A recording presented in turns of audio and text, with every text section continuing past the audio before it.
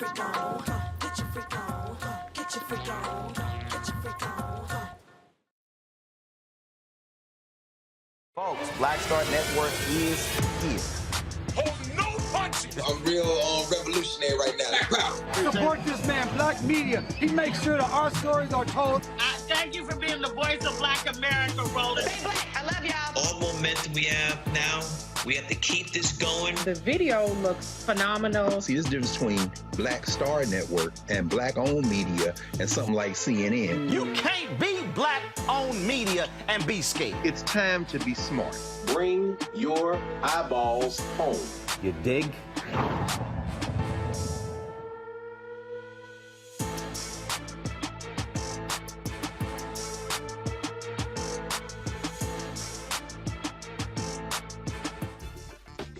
What up, folks? Today is Tuesday, August 16, 2022.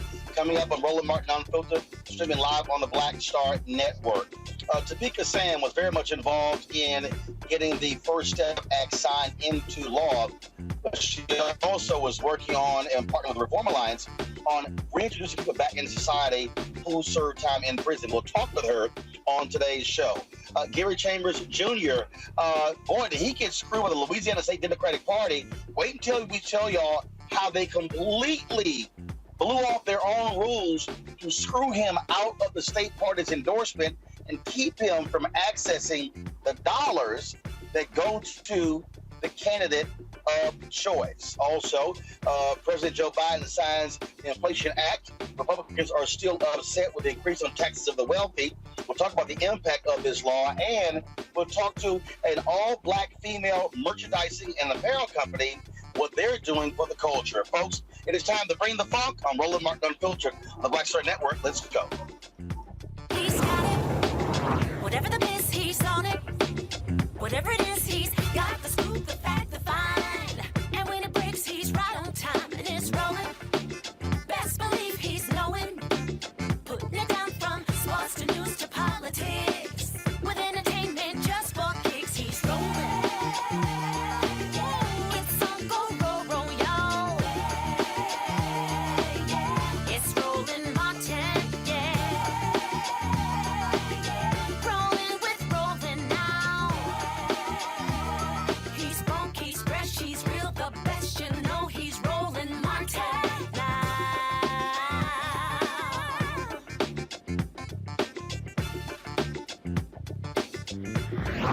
Martin. Hey, folks, Roland Martin here. Yes, I am in the car driving. I just returned from Los Angeles. We're at the Sydney Entertainer Golf Tournament. We're going to show you some of the highlights of that at the end of today's show. And so head to the office as we speak. My guest at the top of the show is Topeka Sam. She is the executive director and founder of Ladies of Hope Ministries. They are focused on helping people re-enter society. Topeka has a story for her own about her re-entry into society. She also was very much involved in the passage of the First Step Act, which has freed thousands of people who were in federal prison. Topeka, glad to have you on the show. Now, I was supposed to be in, but here's crazy. I'm supposed to be in studio. You're there. I'm flying in, trying to get to the studio. But we got you on the show. Glad you're there. Let's just start off right off. And first of all, I want to talk about, it's very interesting. There are a lot of people who still talk about how they felt the First Step Act, should have been better, should have been stronger. Republicans got behind it. But I had to remind people, and I was on you were on a panel at the Rock Nation conference. Congressman Hakeem Jeffries was there as well. When the reality is, well, black folks who were really involved in that, and they said, damn Donald Trump, we got to get our people out of prison and not get so caught up in saying, oh, he can't get a win. So talk about how important that was from the perspective of the people who were affected, not the political folks, those who are in prison. Absolutely. Well, first of all, thank you for having me. You did get me in the studio and you're not here, but it's all good. I'm just happy to be here anyway. Well, what I would say about the First Step Act, it was the first piece of legislation that freed, as you mentioned, thousands of people since locking up hundreds millions of Black and brown people. And for us, it was people over politics, right? For the sisters and brothers that I communicate with every single day since my release from federal prison, when I asked them, like, what should I do? They said, you have to go in, because if you're not there, then that means we're not there. That there are other people that are there at the table that are not speaking for us, that are not bringing in our concerns, that have not lived our experience. And so for me, irrespective to the noise that was happening, it was important that I did what I would want anyone to do for me, which is go in, make the changes that are necessary to try to bring our people home. And look, I mean, there are people. Look, we all have political leanings and things along those lines. And I remember meeting with Jared Kushner myself, trying to get an understanding of what they were doing. But this was a case where I had to remind people in the House, led by Congressman Hakeem Jeffries, who pushed this thing through. You have some Republican support, but it was also Democrats who strengthened it in the Senate. Yeah, so, I mean, it was interesting because, with Van Jones, Jessica Jackson at the time through Cut 50, when we were working on that, we had met with the Black Caucus.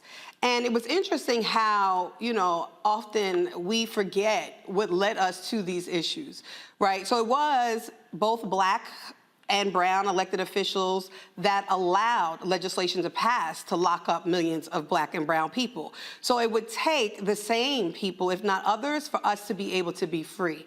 And so when you don't lean either way, but you really lean to the people, then you understand really what the people needs. And without this legislation, if we would have waited until today, we would have been still waiting, because in this current administration to date, we haven't seen any real efforts as it relates to releasing people from prison and really big decarceration efforts. So, I'm just grateful to have been a part of that history, making legislation that allowed, like you stated, thousands of my sisters and brothers to be free.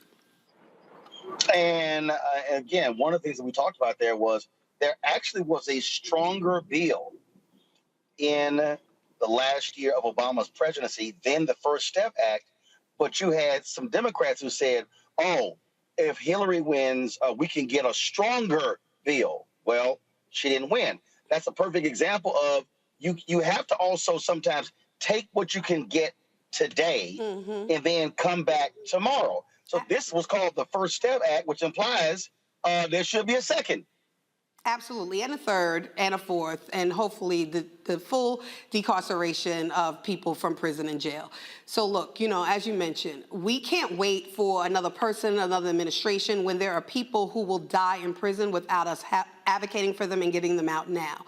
My people in prison, and even when I was in prison, I wouldn't have wanted to hear for advocates, people who I elect into office, to then tell me that I need to wait until another administration comes, just because you don't want to either get a win for someone or wait for someone, which then speaks to really the culture. So do we truly believe that people deserve these fair chances, second chances, and deserve to be home from prison and jails, or not?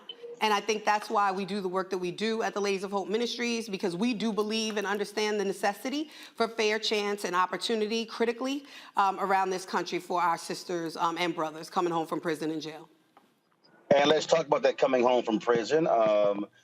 People automatically assume, oh my goodness, a person is so excited and happy to be released. But it's a whole different world for many of them, especially if they've been gone 5, 10, 15, 20, 30 years. The world they knew no longer exists. I mean, for me, I often, joke and say when I went into prison, there was an iPhone 3, and when I came out, it was an iPhone 5. So not much changed for me. But I had been incarcerated with sisters when they came home 19, 20, 25, 30 years, who went in. I'm from New York, so they were tokens, right, to get on the subway or the bus. And now there are Metro cards. They never had an ATM card. They don't know where, because of redistricting and everything else, you don't even know where to go. The fact that you have to try to find something to eat, a place to live, and a job in a very short period of time without support. And so, it's important that we understand that there are over 20,000 barriers to people who are coming home from prison and jail each year. 20,000. And when, the reason why we're in D.C. today is because we were talking about some of those barriers as it relates to financial crimes and people who have financial convictions or restitution, and how those are also compounded. People can't buy homes. They can't refinance or remortgage their homes. They can't get cars. They can't get jobs because even often they're checking credit. They can't get a credit card. It's so much that these additional punitive causes and also harms that people or the country is doing to our sisters and brothers are just really, really deplorable. And for us, it's how we bring awareness to these issues so people have more compassion and empathy to give people those fair chances that they truly deserve. Because let's face it, 95% of all people who have been incarcerated are coming home one day. Do we want people to come home smarter, healed, and better? Or do we want people to come home re-traumatized, even into worse conditions, and then causing further harm, not only to themselves, but also the community? So the point that you made there, a lot of people don't even understand how politicians have ostracized and penalized individuals even when they get out. I remember when the welfare bill was signed into law by President Bill Clinton. That bill prevented individuals who had been to prison from getting student financial aid. So how on one hand can our society say, oh, we want you to better yourselves. We don't want you to go back into prison. We want you to be better when you can't come out. But when you look at this system, how they literally put barriers into laws on the local, state, and federal level that causes folks to say, well, damn, the only option I got is to go back to stealing and committing crimes in order to survive. Exactly, and you said it right. It's crimes of survival. You know, if I come home after serving, even, you know, there are people who lose everything after a month in prison, right? And I come home and then I'm trying to find somewhere to live. I'm trying for women, 85% of all women who are incarcerated are mothers or dependent children. And so I have to find my children. I have to find housing. I have to find a job. And yet, or want to go back to school and I can't because there's all these educational barriers, these financial barriers, these housing barriers. Then what do you expect? Right? Anyone they do what they need to do to survive. And so, you know, prisons are big business. We know that. But we can combat that by providing those opportunities, opening up the pathways for people truly to have a chance to change their lives. And I mean, that's what platforms like this isn't critical for us to talk about these issues, because unfortunately, though incarceration disproportionately impacts people of color, we act like it doesn't impact us. And we're not really moving in the work the way that we should to help our sisters and brothers who are being released from prison and jail daily. So let's talk about what you're doing with the Reform Alliance.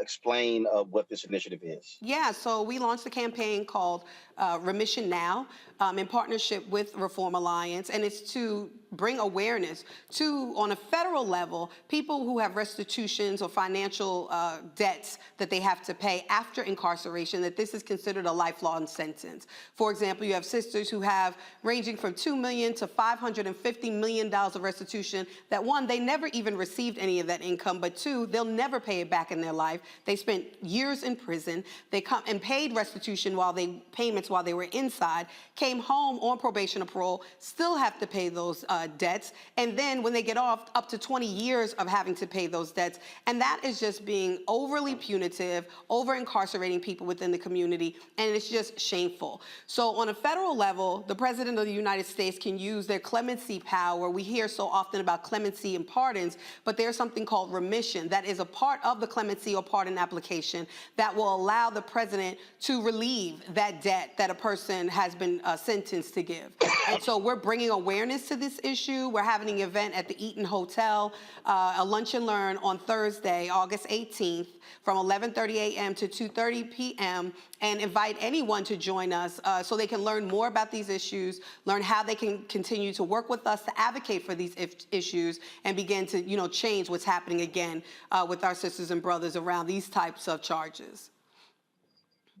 I'm going to bring my panel now. I'm Dr. Mustafa Saltago Ali, former senior advisor for the environmental justice at EPA, Teresa Lundy, principal founder of TML Communications out of Philadelphia, Demario Sullivan Simmons, civil rights attorney, founder of Justice for Greenwood in Tulsa, Oklahoma. Mustafa, you're first. All right. Well, sister, thank you so much for all the work that you're doing. I mean, I know we've got about 2 million folks in our country who are incarcerated in, state prisons, federal prisons, and other incarceration. And I'm just curious, when we have that big of a set of problems, what are the additional resources that we need to get to organizations like yours and others to be able to make sure the right legislation is in place? Absolutely. So thank you for that question. Well, two things. There is the over 2 million people who are presently incarcerated within, to your point, local, state, and federal prisons and jails in this country. But there are also over 4 million people that are incarcerated within our community under community supervision. And what we need as organizations, we need access to resources. We need access to buildings, developments, housing. We need access to these state and federal and local grants. So therefore, we can make sure that we're giving those resources directly to our folks. I mean, let's face it, often community-based organizations like mine that are ran by previously incarcerated people of color and women, we're the least looked at as it relates to funding and opportunity. And so we have to diversify our funding when in fact it's those state, local, and federal grants that really sustain the work that we're doing so that we can be larger organizations like we see out there. And so I would say that's what we need so we can continue to hire people from our community. We can continue to pour those resources and opportunity into our people so that we can have better, safer, and healthier communities for Black and brown folks in this country. Teresa. Yes, Tamika, thank you so much for this vision. I'm here in Philadelphia, but I work with Pennsylvania legislators and community organizations, and I probably have about 6 organizations you need to tap in with. But I know one of the questions they may ask you is how can they be a part of your coalition? And where do they go to sign up to make sure that you also have a stake in Pennsylvania? Absolutely. So they can text the number 41444 and text the word the, THELOHM 2022. And then get connected to our work, to our movement, to what we say is our epic vision of ending poverty and incarceration of women and girls globally, to our website, thelohm.org, any social media platform at the LOHM. And again, join us on Thursday at the event here in DC to learn more and connect to us. I do have one other question, and that is the First Step Act dealt with the federal level. Have others seen movement, improvement on the state level?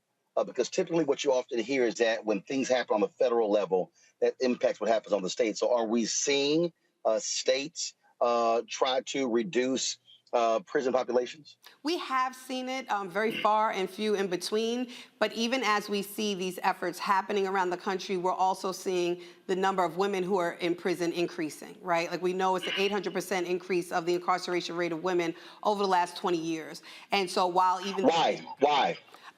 I argue to say, once Black men were taken off the street, then they started kidnapping Black women.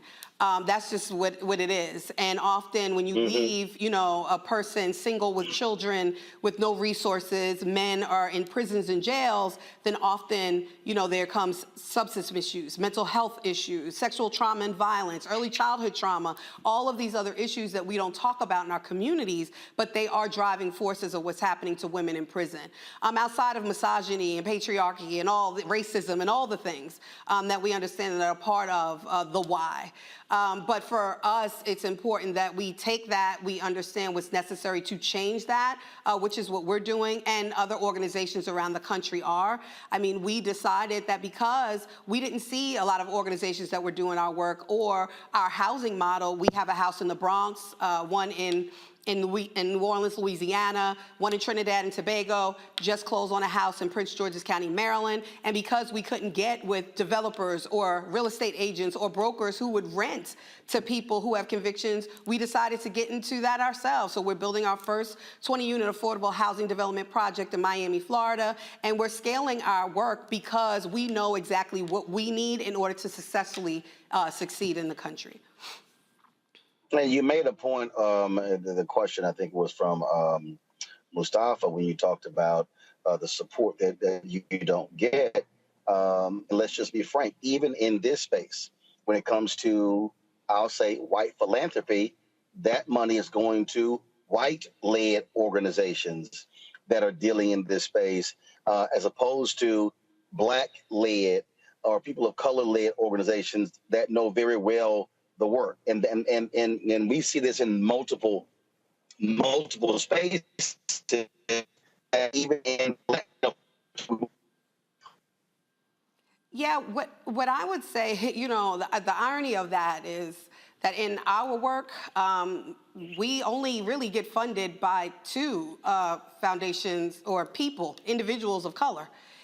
Everyone else that funds our work, which, for me, I'm grateful that people notice our work and want to support our work, but also saddened that not enough people of color are supporting our work. And so, it is important that we also elevate those issues because, again, as I mentioned before, incarceration, poverty disproportionately impacts people of color. So why aren't people of color investing in people of color in order to do the work in the way that we also know how? So, that is a conversation that often we do not talk about. It is true that as a Black woman who was previously incarcerated, it is incredibly difficult that each and every time I'm going for, funding, I have to continuously talk about my trauma, which is exhausting each and every day. And that sometimes when we're going for different funding opportunities, that we will get a third of what another organization, a white-led organization, will get, 3 times what we've asked for, who do less work than we do. And that is something else that needs to be addressed. But I think it's, important that while there are organizations like our organization that is actually doing this work, that people know what we're doing, how they can get involved, how they can connect us to these resources, not only through foundations, high net worth individuals, corporate social responsibility, ESG, all of the things in order to help us to help ourselves. This is the last question. You mentioned, I feel I sound like a Baptist preacher. You mentioned the problems with acquiring housing. Have you had any conversations with the Black real estate brokers? I spoke at their national convention a couple of weeks ago. I'd be curious if you consider reaching out to them and partnering in this space, because these are people who sell homes. Yeah, well, I have. Maybe I haven't reached out to the people you did, so if there's any contacts you can make, that'll be great. But what I go to the top, so it'll be the CEO and chairman of the board. It'll take me there because often even presidents and CEOs aren't chair people. What I find, even where we are in Louisiana, for example, and even in the Bronx, we're in communities that are of color, and there are still these biases, not in our backyard. And it goes also to developers, often also, brokers and real estate agents, that they just do not want to take the chance. So it's not necessarily where I notice that it's bias based on color. It's just bias based on what people think around people who've been to prison. Absolutely. Okay, so for the folks who are watching, the folks who are listening, how can they reach your organization? If they want to give, they want to assist, they want to support. Absolutely. So again, they can text the word THELOHM 2022 to the number 41444. They can go on our website, thethelohm.org. They can follow us on any social media platform at the LOHM, or they can follow me at Topeka K. Sam or any platform as well. All right, Topeka, I appreciate it. Thanks for coming in. Looks like I'm almost there after all this traffic, but hey, that's the world. But luckily with technology, we still made it happen. I appreciate it. Good luck, and keep us abreast of how things go. Absolutely. Thank you so much for having me here. I feel you in spirit, even though you're not really here present with me, but grateful for this opportunity. Thank you. Absolutely. I appreciate it. Thanks so much. Folks, coming up next, we're going to talk with Gary Chambers Jr. Man, did he get screwed by the Louisiana State Democratic Party when it came to getting their endorsement. Wait until you hear from him on what happened. That is next right here on Roland Martin Unfiltered on the Black Star Network. Don't forget to support us in what we do, folks. Download our Black Star Network app, Apple phone, Android phone, Apple TV, Android TV, Roku, Amazon Fire TV, Xbox One, Samsung Smart TV. You can also, of course, please join our Bring the Funk fan club. Your dollars make it possible for us to do what we do. Our goal is to get 2,000 donors this month. giving an average of $50 each. That's $4.19 a month. That's 13 cents a day. You get, of course, you got this show, Raji Muhammad's Daily Show, weekly shows from Deborah Owens, Jackie Hood Martin, Stephanie Humphrey, Greg Carr, plus Roland with Roland, our interview show every 2 weeks. So you get all of that, folks. We do more Black news, more Black TV news than any other Black-owned company in America. Nobody else, y'all. No, there's no one else. You can run it down. BET, that's Black targeted. TV One, Urban One, nope. Byron Allen's The Griot, nope. You can talk about Black Enterprise, nope. Essence, nope. Blavity, nope. We could go on and on and on. No one is providing the type of news and information that we're doing on a daily basis right here on the Black Star Network. So send your checking money orders to P.O. Box 57196, Washington, D.C. 20037-0196. The Cash App is $RM Unfiltered. PayPal is R Martin Unfiltered. Venmo is RM Unfiltered. Zelle is Roland at RolandSMartin.com. Roland at RolandMartinUnfiltered.com. We'll be right back.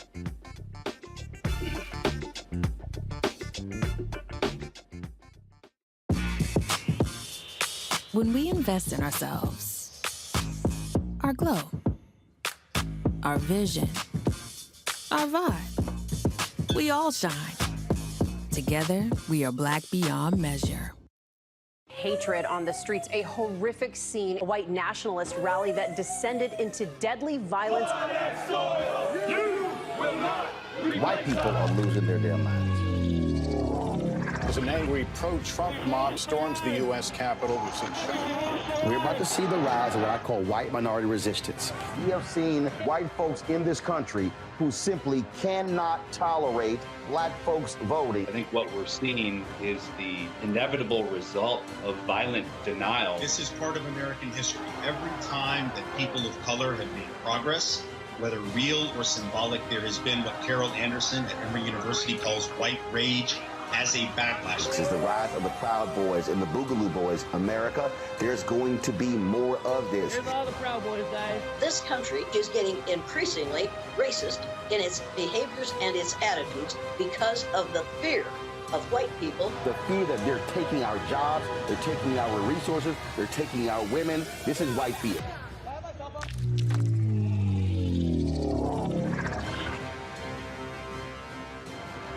When we invest in ourselves, we all shine. Together, we are Black beyond measure.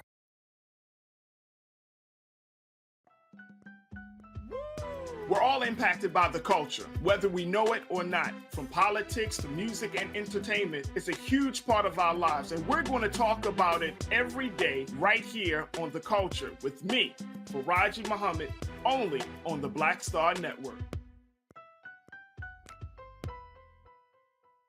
Yo, what's up? This your boy Ice Cube. What's up? I'm Lance Gross, and you're watching Roland Martin Unfiltered.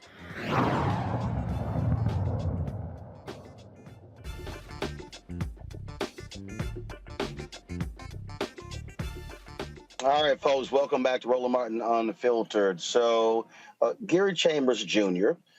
Is seeking the Democratic nomination for the United States Senate. You've seen his commercials. He is campaigning all across the state. And one of the things that happened this weekend was the state Louisiana Democratic Party meeting where they were going to decide who was going to get the state party's endorsement. Well, there's a procedure that's followed, this process that's followed. And Gary followed that. But that's not what party leadership did. They essentially changed all of the rules to prevent Gary from being the one who is endorsed by the state party. Gary Chambers Jr. joins us right now to tell us, if you've been following social media, you'll see what happened. So Gary, for folks who don't know, so walk us through what happened here, where the meeting took place, and just what went down on this wild Saturday. Well, thank you, Roland, for having me. So this Saturday at the Louisiana State Capitol, the Democratic State Central Committee had their endorsement meeting, which is something that happens for every statewide elected office.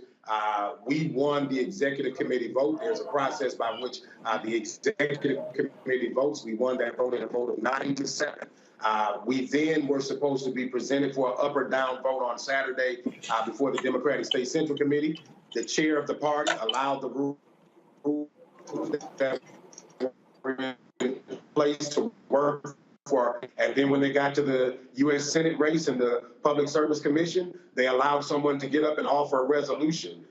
They never even allowed the executive committee's recommendation to be made, and they did a dual or triple endorsement, which blocks us from being able to be the sole endorsed candidate like they did with the congressional candidates, which helps unlock resources to build a true apparatus and campaign to be victorious. And so the question becomes, does the Democratic Party really want to beat John Kennedy, or do they just want more moderate white men to run statewide so that campaign consultants can raise money?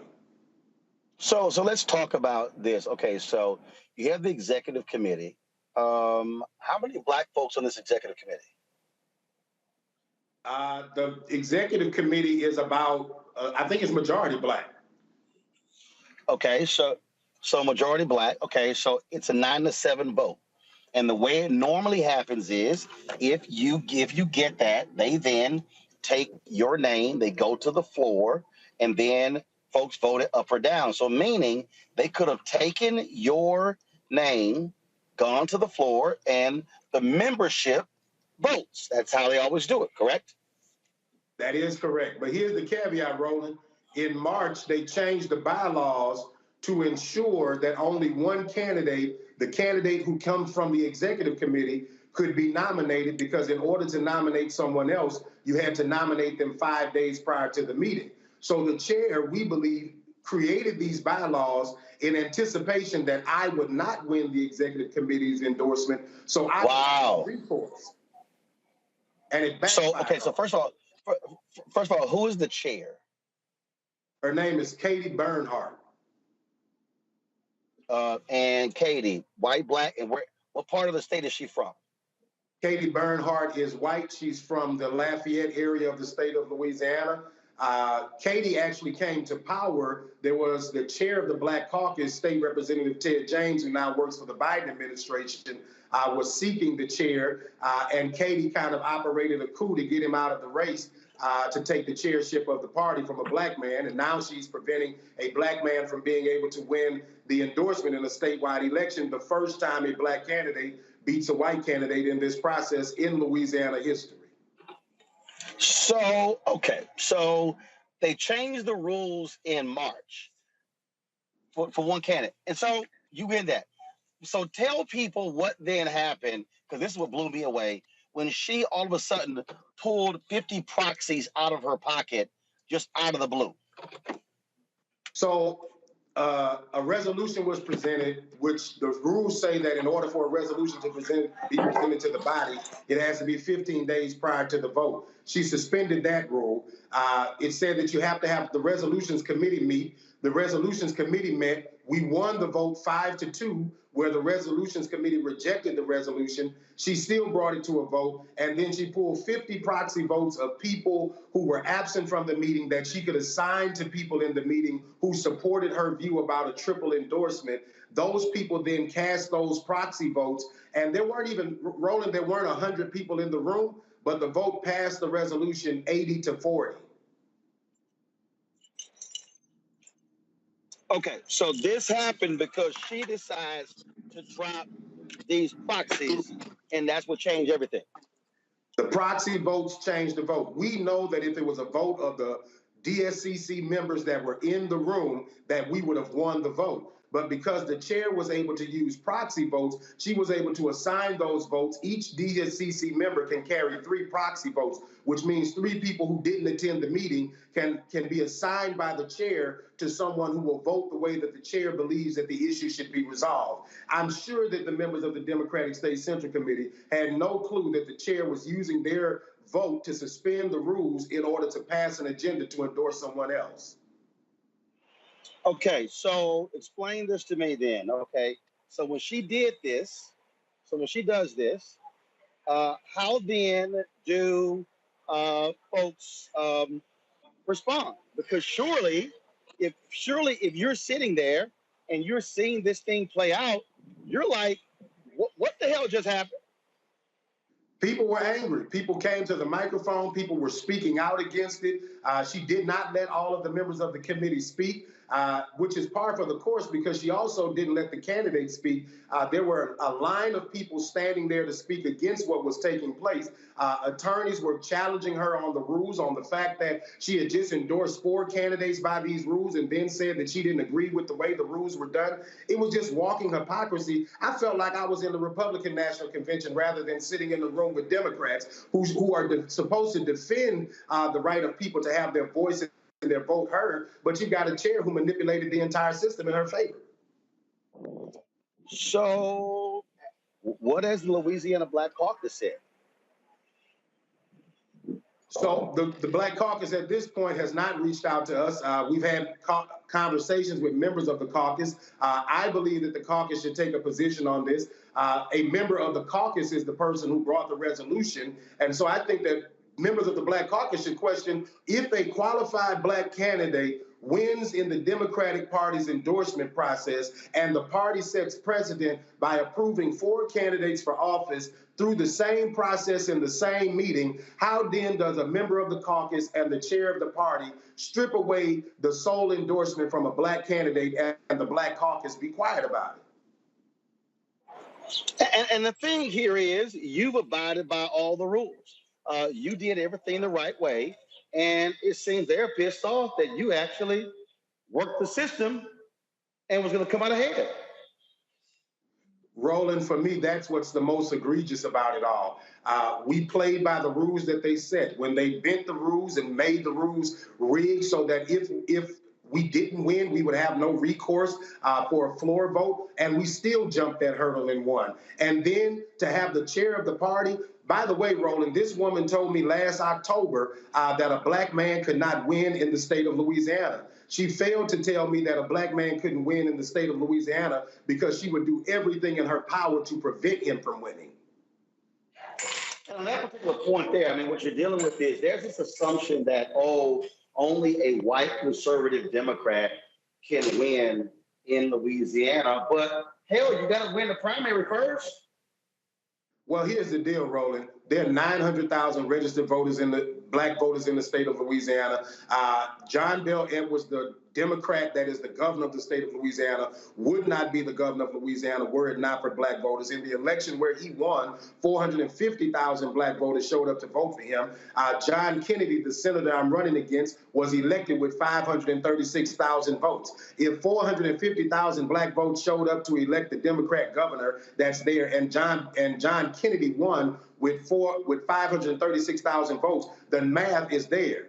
We can win this if we have a party and the resources to actually go out there and build infrastructure to defeat Republicans. What you see on display is why Louisiana continues to fail to Republicans, because we have quasi-Republicans leading the party.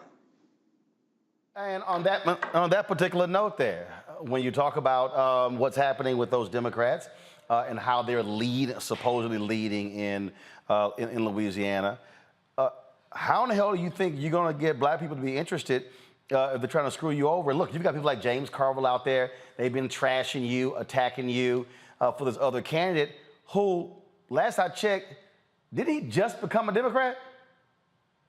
Well, he didn't vote for President Obama, that's for sure. And he's not supportive of reproductive rights. He doesn't support student loan forgiveness. For God's sake, Roland, if you wanted to be a Republican, you could have just went and joined the party.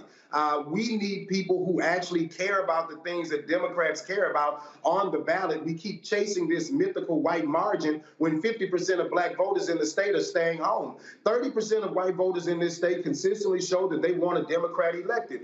50% of Black voters have stayed home in the election where we elected a Democrat statewide because we ran a moderate Democrat who does not share their values. And so I believe we could turn that base out at a higher number if we are activated behind the things that are important to the base of the party. What's the next thing for you? What are you going to do? Well, we are calling for the resignation of Katie Bernhardt after the conduct that she displayed at the meeting. I don't know if Katie understands, but I don't take kindly for people playing with me in the process. And so as long as she was playing in private, I allow the political process to play out. But she played with us in public, and so we're going to take every recourse we can to try to have her removed as the chair of the party. People are already calling for her resignation. We want people to continue to call for her resignation, and we want the leadership of this state to recognize that while you may feel like Katie did this because this is Gary Chambers and he's radical, but Katie would have done this no matter who the black candidate was if she felt like they weren't the one who should be in front of the white candidate of her choosing. Let's see here. Panelists, any questions? I'll start with you, Teresa. Yeah, thank you so much for that information. I think it has definitely opened up our eyes. It looks like Joe Manchin is everywhere at this point. So tell people how they can support you and when the deadline is for election. So people can go to, thank you so much for that. People can go to chambersforlouisiana.com to make contributions. You can also sign up to volunteer. We have in Louisiana what's called a jungle primary. And so all the candidates on the ballot are on the ballot November the 8th. If we keep John Kennedy under 50%, under 51%, we force a December runoff, and this will be the last seat in the U.S. Senate. And so we believe that we have the groundwork and the infrastructure to do it. We just need the resources. Mustafa. Yeah. Well, Gary, I've been following your campaign, and you've definitely been speaking to the people, and I think you're running an excellent campaign. So I just want to say thank you for keeping it real. How do we also make sure that Katie doesn't do these types of actions moving forward? Is there a way that we can engage to make sure there's some do right on that side of the equation? So we're going to roll out methods to communicate back to the party. We're in the process of sending a formal complaint right now. And as we go through that process, you know, I never expected to be in this position. But as we go through this process, we're going to share that more so people can help be the ground game, the legs and the feet to help us move this forward. DeMario. Hey, what's up, Brother Gary? I appreciate your commercials. I really love the one where you had you were shooting the Confederate flag or burning it up, man. Keep doing what you're doing. Again, we know that you're getting treated unfairly by the Democratic Party, but more than anything else, we need people to vote for you so you can unseat John Kennedy. So I want to go with Teresa stated.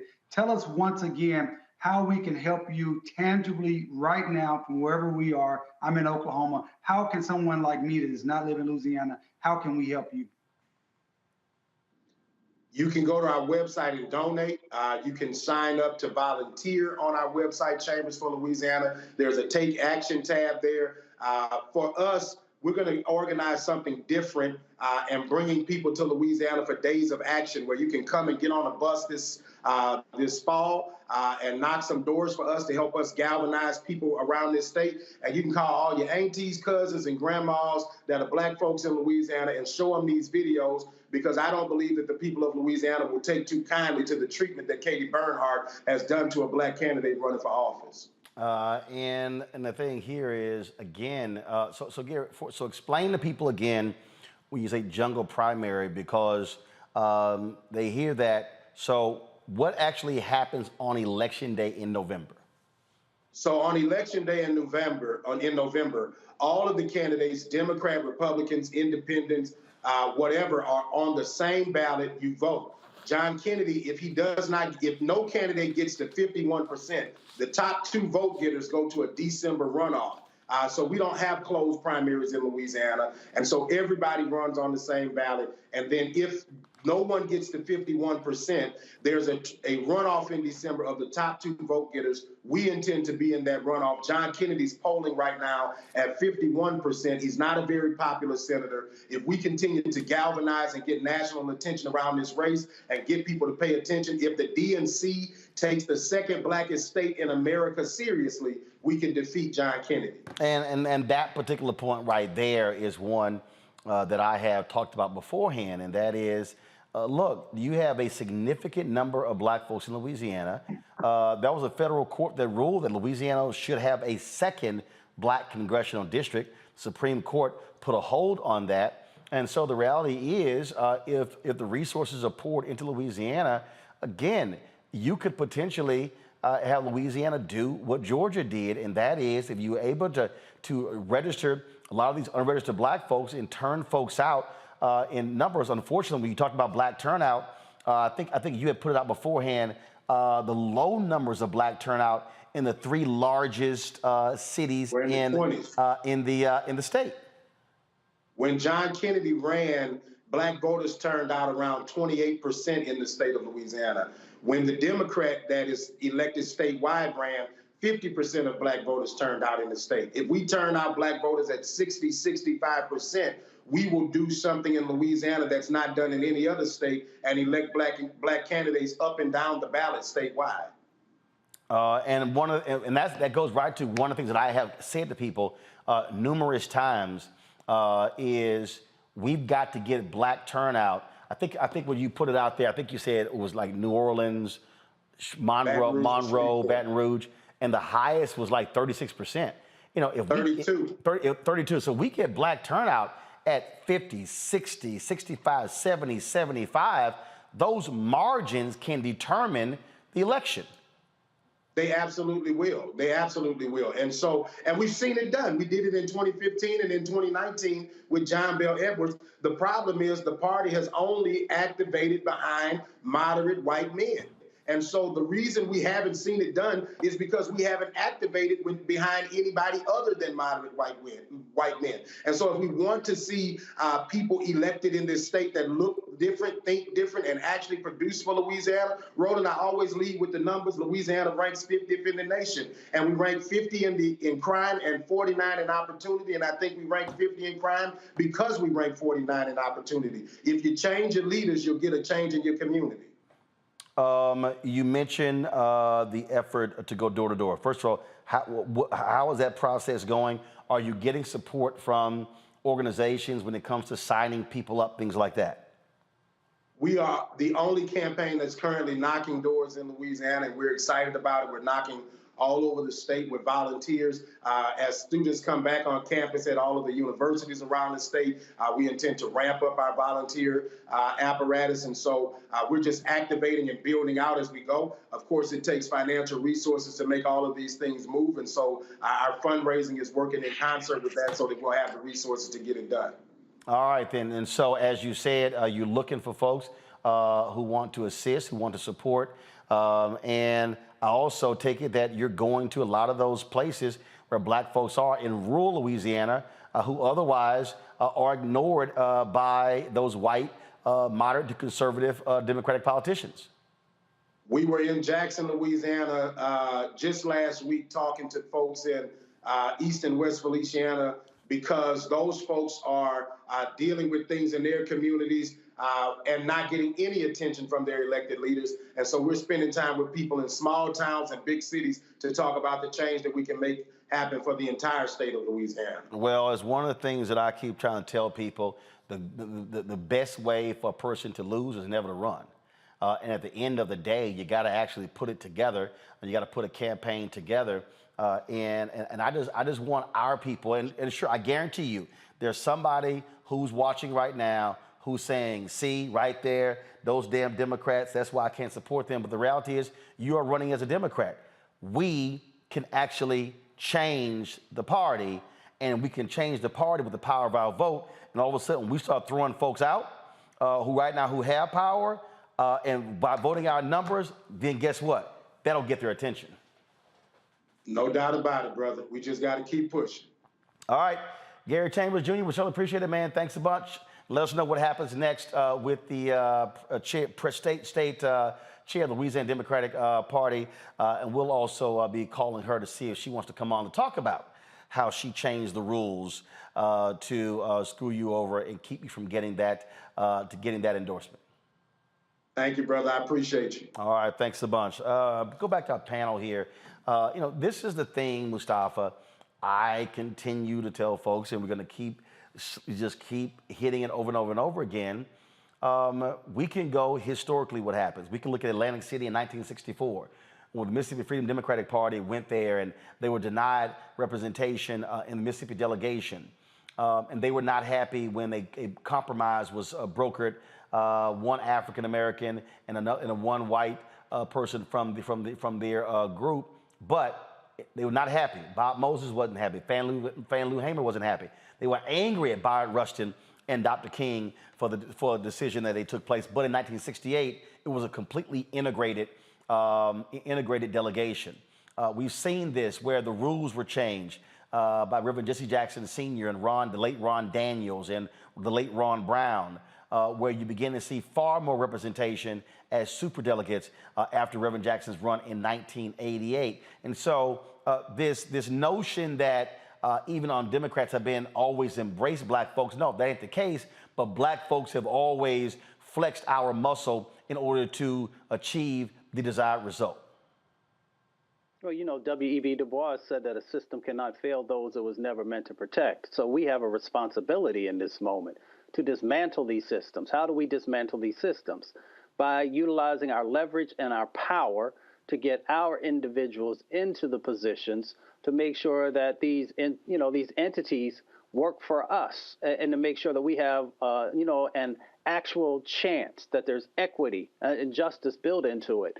So we have to realize that we do have power. We've just got to be able to utilize that power to make these changes happen. And then we'll make sure that we're getting the right types of policies and other things that help our communities to be able to move forward along with the resources. So in my mind, this is something that we can do.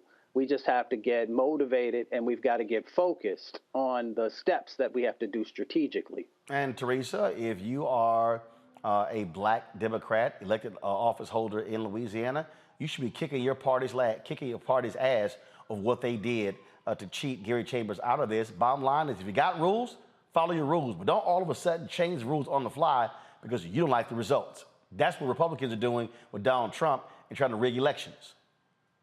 You're right. And Democrats now more than ever need to stick together. So if they want to go outside of the actual guidelines of what it means to actually vote, especially in that state, then they might want to set up another party, because it is very clear that the Democratic Party needs to remain unified.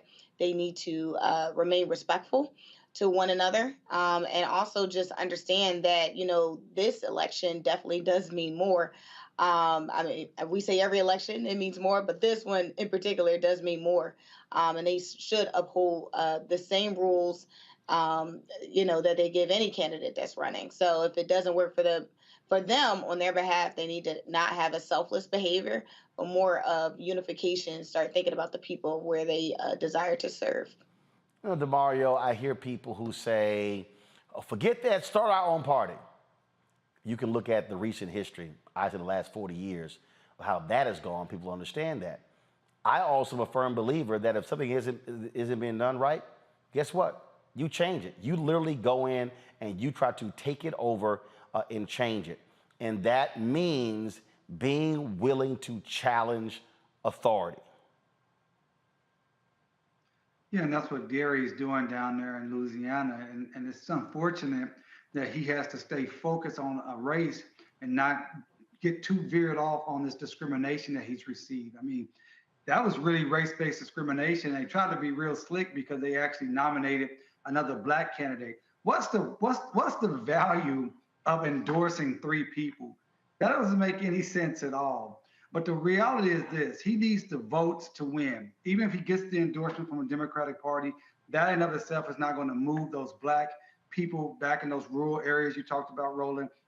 It is about getting on the ground and putting resources. So I think we need to be calling upon Jamie Harrison and the Democratic National Party to be putting in resources to help Gary get people out to vote so they can beat John Kennedy. When you're talking about the less than 25% of black eligible voters voted in the last Senate race with John Kennedy, man, that's a big opportunity. So while we're upset that Gary got discriminated against because of an endorsement, what's more important is getting people out to vote. So our people that's listening now, we need to donate to Gary. If you can get to Louisiana to walk and knock on doors, do that, and call the National Democratic Party to put in resources to elect Gary Chambers, not because he's a Democrat, but because he's someone that believes in truth, justice, and equity for our community. You know, Mustafa, I remember 2012, It was either the night of or the next day. Was preparing to go on CNN, and then Congressman Chris Van Hollen was in the wings waiting to go on. He's now senator from Maryland. And he said, I said, why are y'all not putting millions of dollars into Georgia to make it purple and allow you to contend? He said, not gonna happen, Georgia's red. I'm like, have you actually seen the numbers? Have you bothered to look at the numbers? At the time, there were 800,000 unregistered African Americans in Georgia. 800,000. And so what Stacey Abrams and Raphael Warnock and others did in say UFO with the New Georgia Voter Project, what they did was they did the work. And so part of the problem has been, and Gary alluded to this, this is part of the problem if you're the Democratic Party. Louisiana's red, we can't win. Well, you're guaranteed to lose if you never compete. So you absolutely will lose. And so this is also where, when we were talking to Topeka about independent black dollars, where we need black institutions that are saying, you know what, we're not gonna wait on a party to actually activate our base. What we're gonna do is we're gonna put the resources there. What Black Voters Matter is doing, that's what they're doing, going all around the South, saying we're gonna go to those places that people ignore, because if we're able to talk to those people and activate them, we can change policy by changing the policymakers. Without a doubt, we know that, continually our communities have been undervalued and marginalized, especially when it comes to folks making significant investments, making sure that we have the dollars to be able to make the moves that we know how to do. It's interesting, whether we're looking at Marcus Garvey or Malcolm X, in many instances, they shared with us about the power that exists inside of our own communities, about the power that exists inside of our own black dollars.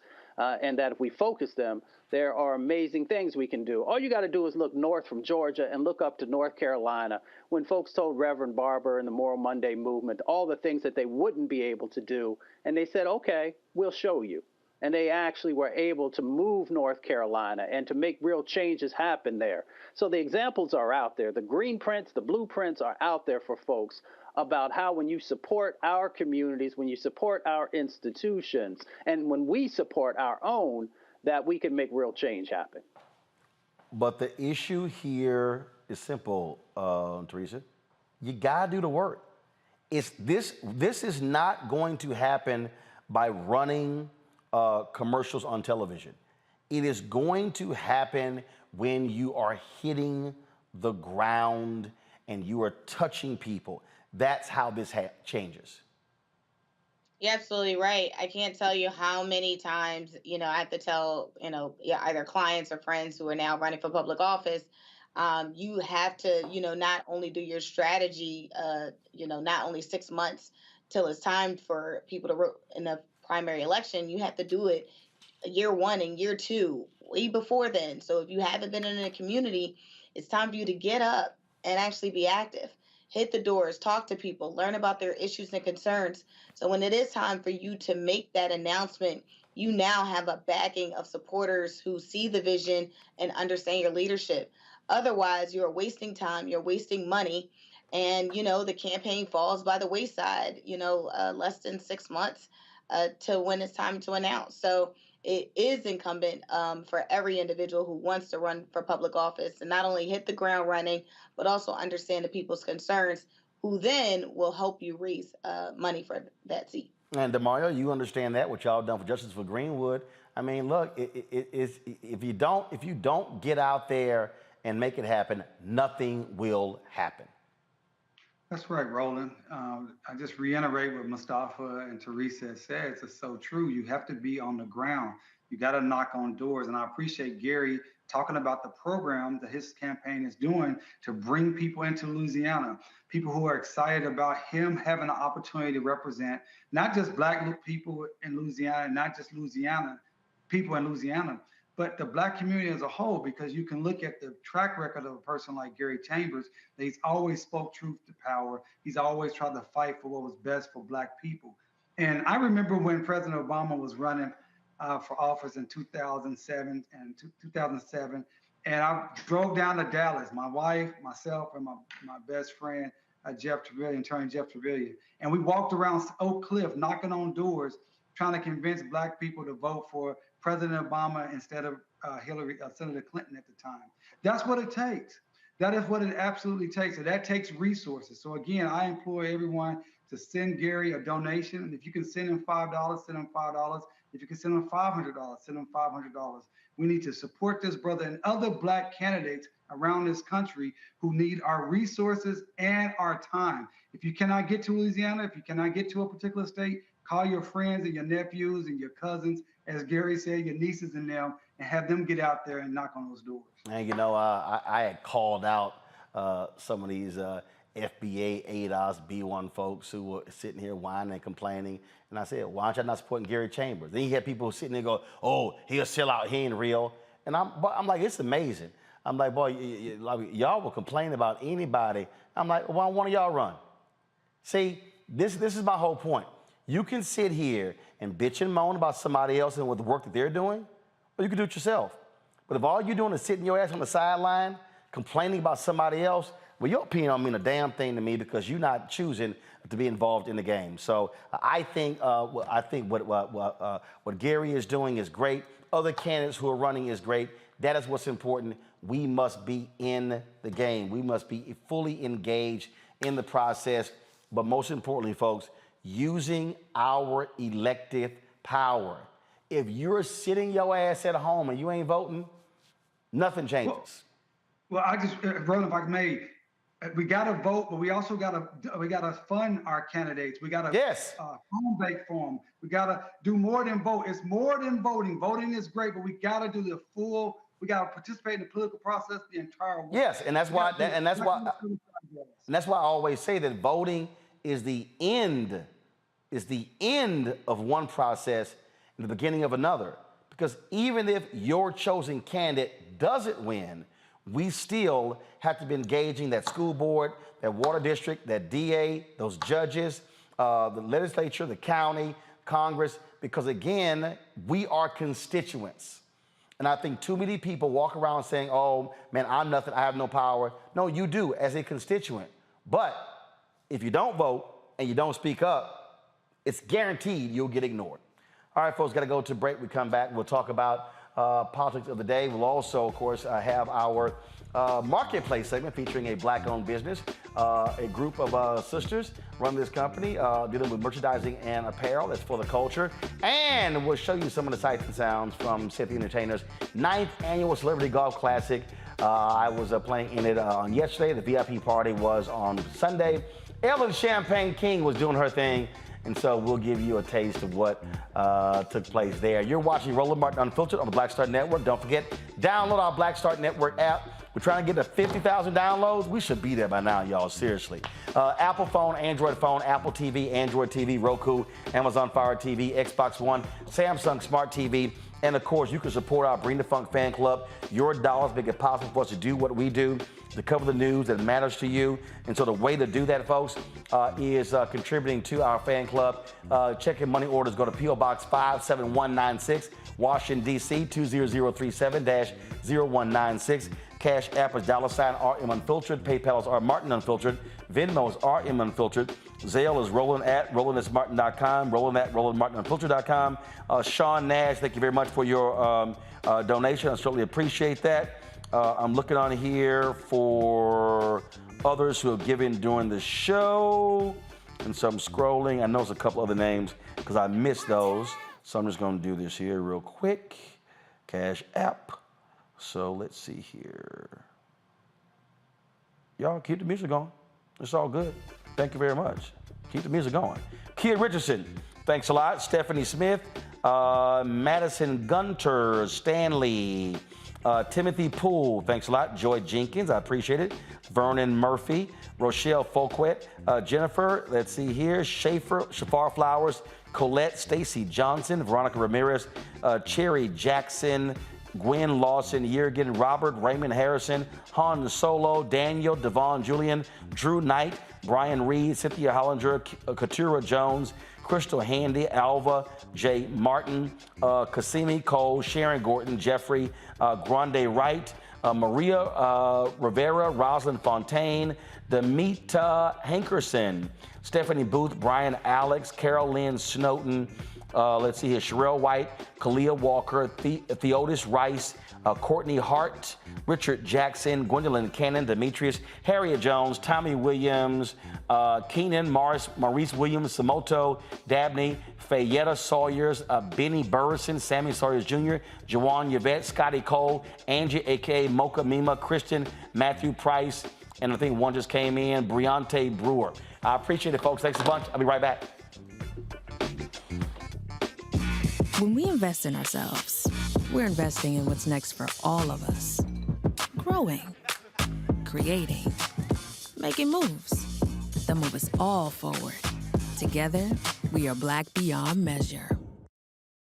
On a Next to Balanced Life with me, Dr. Jackie. Summer is flying by and back to school is just around the corner and fall is here. That's right, a new season is upon us. On our next show, we talk about jumping into action and putting procrastination in the rearview mirror. That's on a Next, A Balanced Life with Dr. Jackie here on Black Star Network.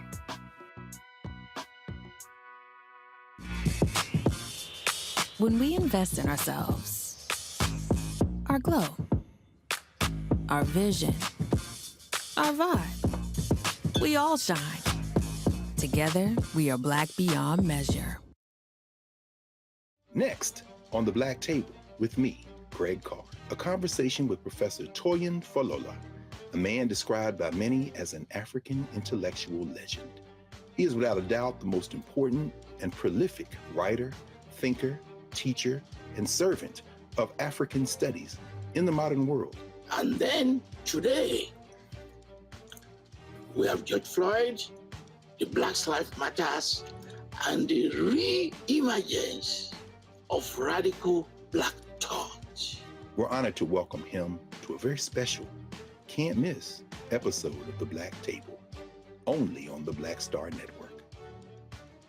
I'm Deion Cole, and you're watching Roland Martin, Unfiltered. Stay woke.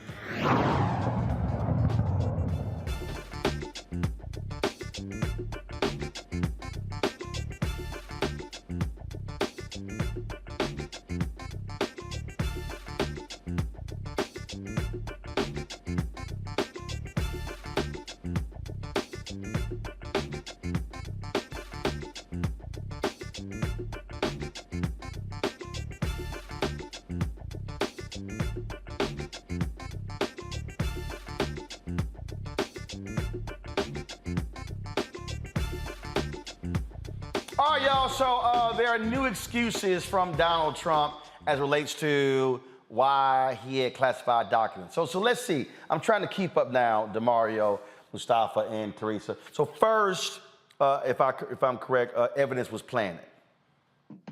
Okay, so then that thing shifted to I'm being targeted and harassed. And so then the new one then became, let's see here,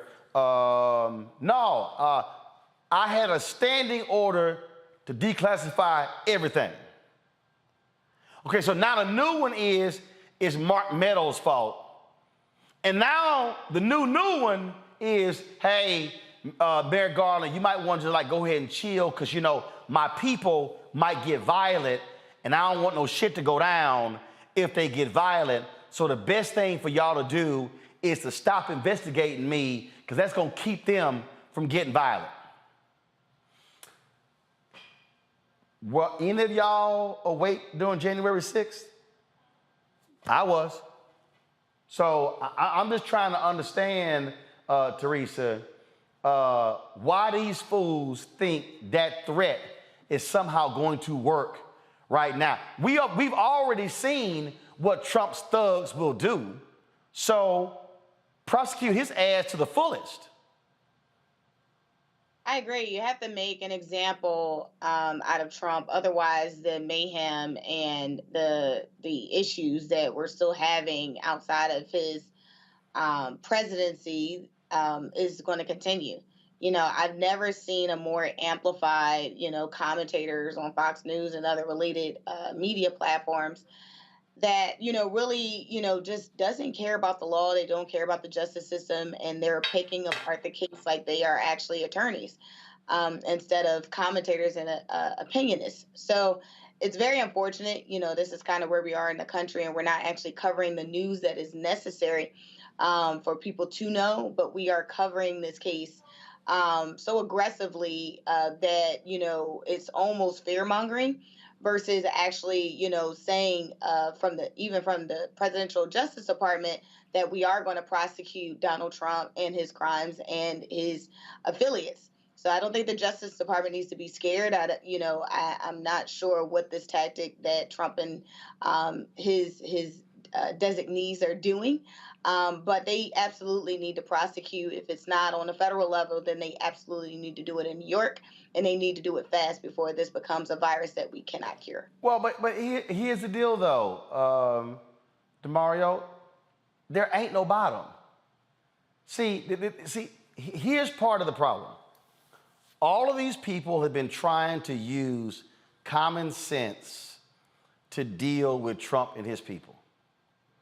There is no common sense. There is no bottom.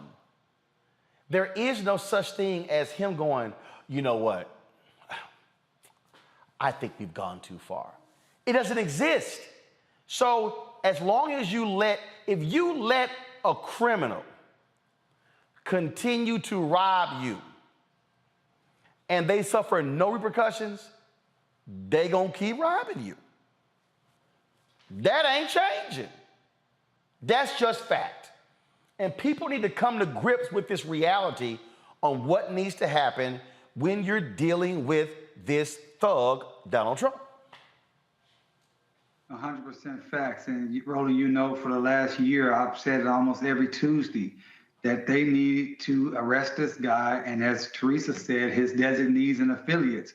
Listen, this is reality. Any of us, I'm a lawyer, everyone knows on this platform, I've never seen people with this guilty get these many chances. He's still getting kid gloves. If this was any other individual that did the things that he's done, had the things in his home that he had, they would have been arrested, period. And so this is another example. Is this a nation of laws, or is it only a nation of laws when it comes to Black and poor people? Now, Brian Stevenson, my mentor, always says, it's much better in this country to be rich and guilty than poor and innocent. This is a great example. Because Donald Trump is a powerful white man, he gets to continue to flaunt the laws that anybody else would be imprisoned by. It's ridiculous. I want to see the Justice Department continue to be aggressive and continue to make arrests and do what they need to do. Like Teresa said, I couldn't agree more. Contain this virus, or it's going to get out of hand, and we're going to be looking around saying, look, wow, if they only would have. Here's a perfect example, Mustafa. This is the fool who tonight is who's going to beat Congresswoman Lynn Cheney in Wyoming. Listen to this. Joe Biden is the largest or the most destructive human trafficker in our history. Joe Biden is the largest or the most destructive human trafficker in our history. Okay. Joe Biden. Now I'm gonna play. Now this is a video of the fool who won the Republican nomination for governor in Arizona, former TV anchor Kari Lake. Really think it's important for our representatives, governors, senators, everyone to try and apply pressure to Republicans with national influence to disband the FBI, to make sure that we reduce the scope of the IRS. It's a litmus test for me now. 100%, I agree. And we're going to push back with our states' rights. We're sovereign states. We are not serfs of the federal government. We created the federal government, and now they're like this big monster that's taken over our lives. And we're going to push back here. We're going to push on the 10th Amendment. And we are going to start taking on these issues from a state's point of view and a state's perspective, instead of letting these agencies with people who haven't been elected by the people dictate what we should be doing in our lives. Really think it's important for... So they're upset. They're upset because the Inflation Reduction Act authorizes the IRS to hire, thousands of more people. That's because literally the Republicans have been defunding the IRS because they don't like them catching tax cheats who are rich. In fact, they have been, I remember Eric Erickson, conservative out of Georgia, he put this thing out that, the IRS, they're gonna be hiring all of these IRS agents to go after black and brown people. And I'm going, no, fool, they're going after rich white people. And in fact, Mustafa, the Janet Yellen, the Treasury Secretary, has made it clear and has said, given a directive to the IRS, they are not going to be investigating and auditing people who make less than $400,000. They're using this new money to go after the millionaires and the billionaires who've been cheating this system.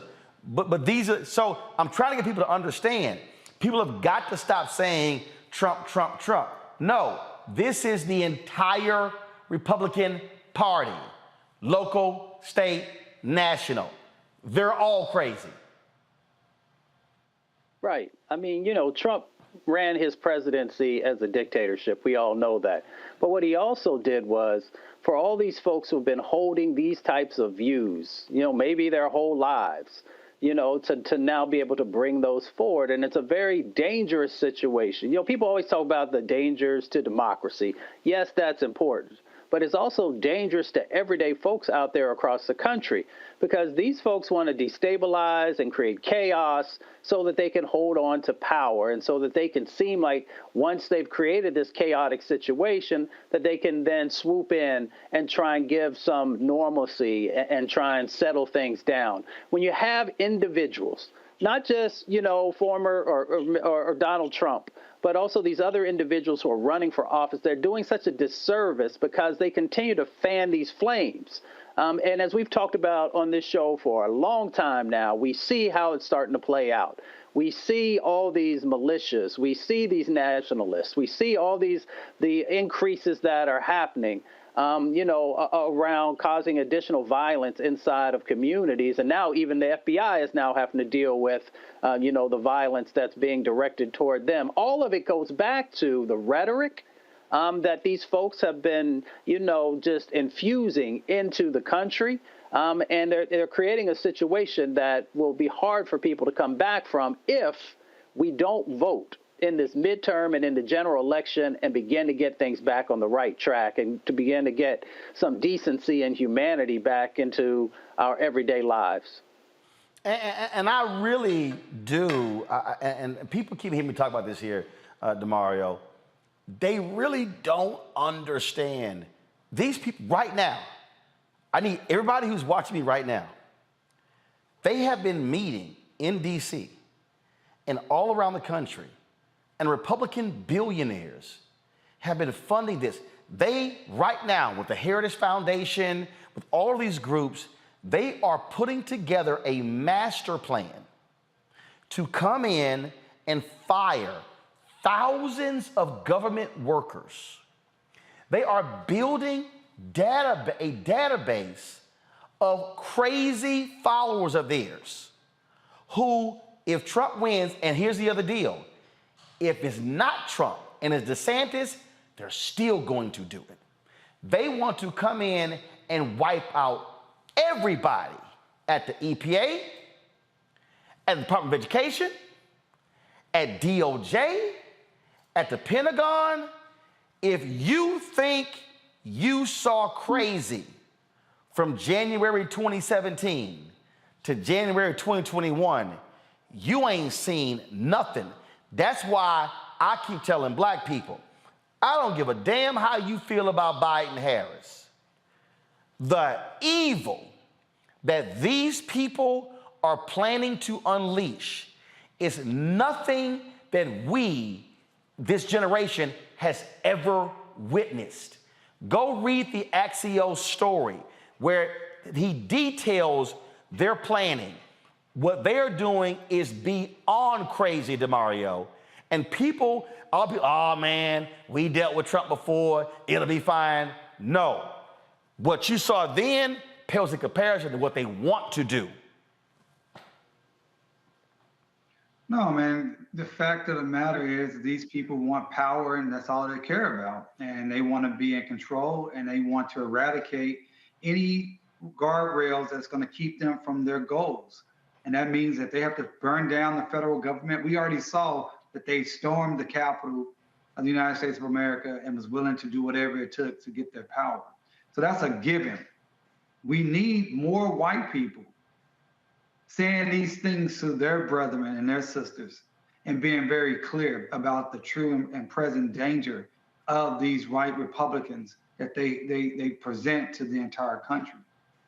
Also, Roland, I wanted to just go back. You brought up Eric Erickson about the IRS is going to come after black people, as if Eric Erickson gives a damn about black people.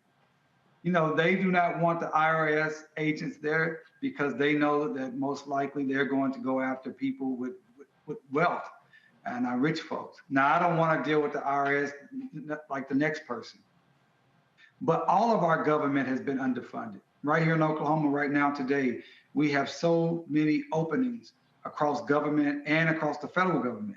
One of the issues we're having here is our judiciary system is moving at a glacial pace because we're down judges because we don't have enough judges being appointed. But guess what? We want those judges appointed by Biden-Harris administration and not the Trump administration. So you used another word, Roland, when you talked about the evil that these Republicans, these MAGA folks want to unleash. And when I say MAGA, all the Republican Party want to unleash upon this country. We have to be very clear. Yes, there are less of two evils in this when you're voting Democrat versus Republican as a black person. But lesser of two evils means it's less evil. So let's have common sense. Well, let me be clear. And the reason I don't say that, because you got some black Democrats who are doing the right thing. And so I'm not going to call those folks evil. I'm going to call the people who are evil, evil. And when I say the entire Republican apparatus, I'm talking about the moment these people have fully accepted Trump, when you have folk like Senator Tim Scott, they will not condemn them. When you have folk like Congressman Byron Donald out of Florida, who's black, and Burgess Owens, Congressman out of Utah, who's black, and they are perfectly fine with this level of crazy, what I am saying, that does not bode well for us, because what they are planning to, the only way to stop them is to defeat them. And that's the critical piece here, Teresa. Teresa, you're there in Pennsylvania. You've got a MAGA nutcase who is the Republican nominee for governor. This man has already said, if I become governor, I am invalidating all registered voters and all y'all gonna have to register again. Doug Mastriano, he has said that. You got Oz buying into Trump stuff as well. These people have fully accepted the crazy, and if I'm faced with that level of evil, the only way to stop them is electing Democrats. But, and I've said this as well, you also have got to let folks know who are Democrat. You get my vote, but here's what I expect in return, and I will be showing up the day after you get sworn in to make sure it happens. That's why I keep saying end of one process, the beginning of another. Teresa, go ahead. You're absolutely right. You know, from Mastriano and Dr. Oz, you know, Pennsylvania has been looking like a celebrity overhaul.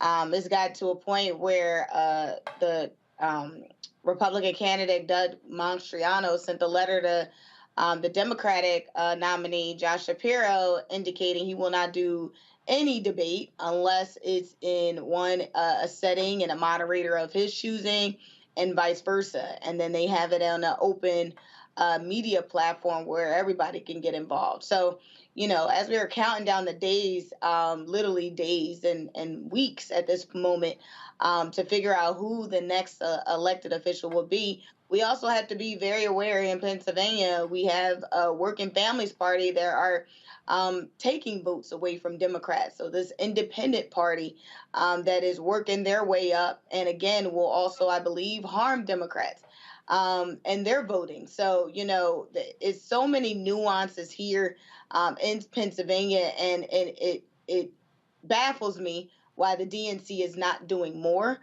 We just got finished electing the chair during Juneteenth, the chair, first African American and Muslim chair, Senator Sharif Street, to public office. He was the vice chair of the Democratic Party, and now he's the chair.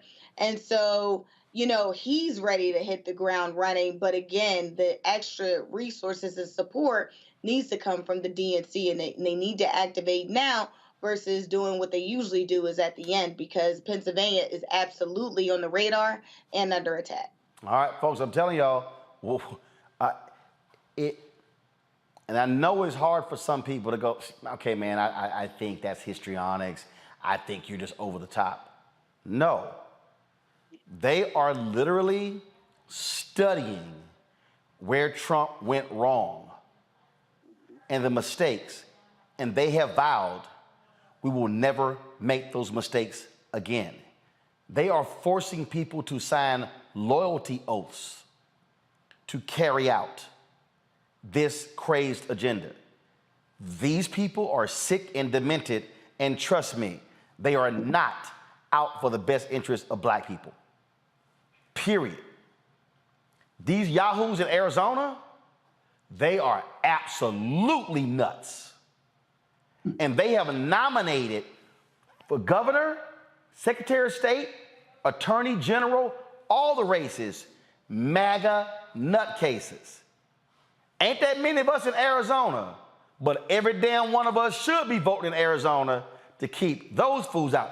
The secretary of state, he's had some racist, anti-Semitic, all kind of stuff on one of his pages. I mean, that's what you're dealing with, and I'm telling you, you can play games all you want to, but these people are sick, and they damn sure don't care about any of us. Gonna go to a break. We come back, we'll have, of course, Black and Missing, and we'll show you some of the sights and sounds from Cynthia Entertainer's golf tournament in Los Angeles. I was there yesterday, and we'll have in our marketplace segment our guest, a group of black women. They lead a company where they have have merchandising and apparel that's all about black folks and our culture. That's next on Roland Martin Unfiltered, right here on the Black Star Network. I challenge myself as an artist and knowing that I'm going to challenge the audience, right? So oftentimes you come into this business off of one project where everybody's like, ooh, you stand out. Okay, for me it was Barbershop, Ricky, da-da-da-da-da-da-da. Ricky was nothing like me growing up, right? Nothing like me growing up. But if that's people's first experience with you, right, as an audience member, they tend to think that's the real you, right? So, for me, after that, I got a whole bunch of offers to play roles just like Ricky, right? This Tupac-esque type of thug, right? And I just said no over and over again. And then you keep trying to do other things. Then I went through a series of romantic movies and romantic leads, and I always try to bring some sort of gravitas to those roles. And then it was like, okay, well, but before I get into all of that, let me hit y'all with, For Color Girls, and, step outside of the realm of, what you expect of me to do as an audience member in terms of being this romantic lead and everything. Because I didn't get into this business to be the romantic lead, that dude. Like, I didn't get into this business. You can get locked in. You can totally get locked in.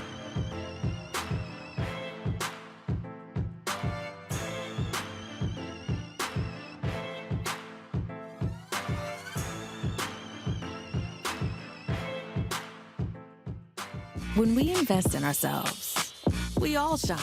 Together, we are Black beyond measure. On the next Get Wealthy with me, Deborah Owens, America's Wealth Coach, you see the headlines. All frightening, right? Interest rates are going up. The recession is on the way. The stock market is up and down. But you know what they say, scared money don't make money. That's why I'm excited on our next Get Wealthy to have a conversation with someone who has written a new book, Fearless Finances, and she's going to share exactly what you need to do to secure your bag regardless of the ups and downs of the economy or the stock market. Oftentimes you can start with as little as $5. That's right here, only on Get Wealthy on Black Star Network.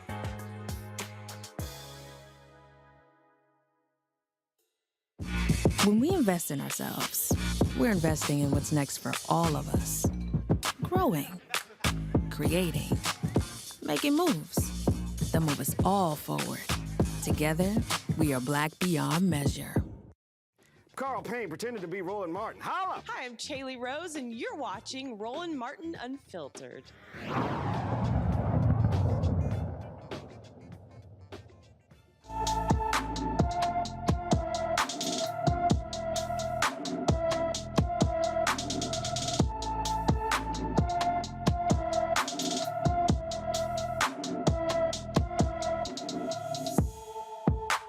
72-year-old Eddie Joe Taylor has been missing since August 4th. Eddie is 5 feet, 5 inches tall, weighs 155 pounds, with gray hair and brown eyes. He was last seen driving a dark gray 2013 Hyundai Elantra GT in San Diego, California. Eddie may be in a state of confusion and may have taken a wrong turn while attempting to drive back to his residence. Anyone with information about Eddie Joe Taylor should call the San Diego, California Sheriff's Office at 858-565-5200, 858-565-5200.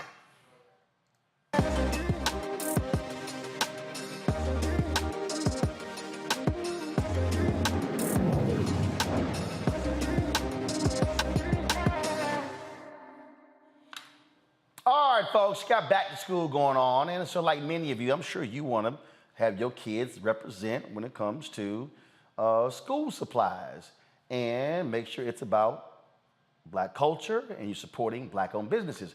Well, a group of sisters, they were trying to buy school supplies, and they were like, damn, we couldn't find none. So they decided to create a company called Melanated Mindz, folks. They join us right now. These supplies include backpacks, books, notebooks, flashcards that positively reflect our culture and Melanated Magic. Joining us right now is the co-founder, Tangela Steele from Port St. Lucie, Florida. Glad to have you on the show. How you doing? I'm fine. Thank you for having us. All right, so y'all was sitting here looking for some school supplies, and y'all like, man, we don't see nothing Black. We didn't see anything Black. And this was a few years ago in 2016. My daughter was starting kindergarten, and I couldn't find anything for her, anything that represented her. And so I got on the phone, called my best friend, and I came up with the idea. It's like, you know what? We should come up with something that represents us, something that our kids can relate to, something that they would have and go to school and rock that represents Black culture and Black pride. And we sat on the idea for a few years, but in 2019, we decided to jump all the way in and get going. And it has been an experience, I must say. It's great to see now that there is something out there that represents our kids, something that they can relate to. And it's even better now that I have another daughter who is in first grade now. But here she is rocking the backpack, and she can say, my mom made this, and this little girl looks like me, and I'm rocking it because I'm representing the culture. Wow. So you started in 2016, and so here are, this is like one of the backpacks right here. And so this is pretty cool. It says, I want to be, I'm gonna go to camera 7 right here, y'all, so come to camera 7. So it says here, I want to be a, check the box, a chemist, an entrepreneur, a programmer, or anything that I want. And then this backpack here says, educated queen. So how many different of these types of backpacks do y'all have? So we have a few. Those are two of our products. We also have an educated king and an educated queen. We have cultural backpacks. We have pretty much sold out of most of our cultural bags. for this season. We do have some more of our Haitian bags left, and there are a few Jamaican and African American bags on Amazon. We also have our I Can Be bag is what you showed, and we have our superhero, our male superhero, which has the African knot to represent education and strength and intelligence as well. All right, that's pretty cool. And again, these are the melanated alphabet flashcards right here. Come on, 7. Give me 7. Of course, got Zora Neale Hurston right here. Just go to shot right there. That's pretty cool. Then we have, let's see here. Again, melanated numbers flashcards here. 20 peanuts. George Washington Carver discovered more than 300 uses for the peanuts. And some of the flashcards here. And these, like some of the binders here. First of all, they still use binders? Those are notebooks. They still use notebooks?